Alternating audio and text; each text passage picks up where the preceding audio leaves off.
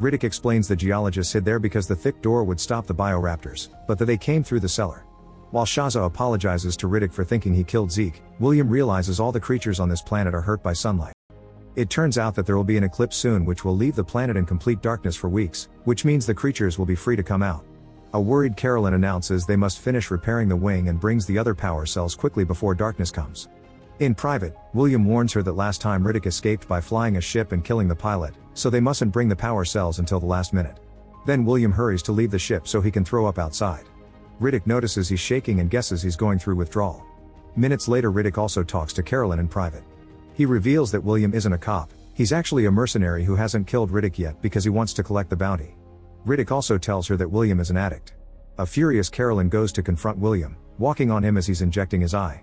After William admits he's not a cop, Carolyn discovers his stash of medicine, which could have saved Greg but William kept it secret to consume recreationally.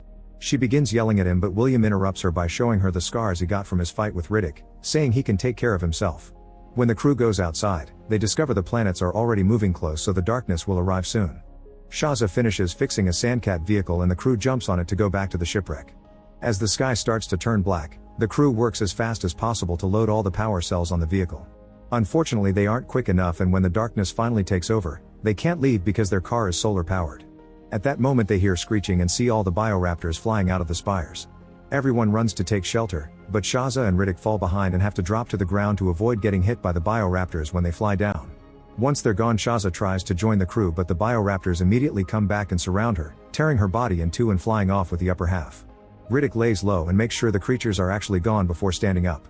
The spires then start breaking and Riddick takes off his goggles so his night vision can watch bigger bioraptors coming out. Afterward the crew wanders around the wrecked ship while hearing the monsters continuously screeching. They theorize that bioraptors use sound to see in the dark, like bats. They can also hear something moving in the walls and Paris wants to go out, so the others have to stop him. Abu manages to open a container and the crew hides inside before he locks it. Suddenly a bioraptor pierces a wall with its claw but Abu moves away just in time.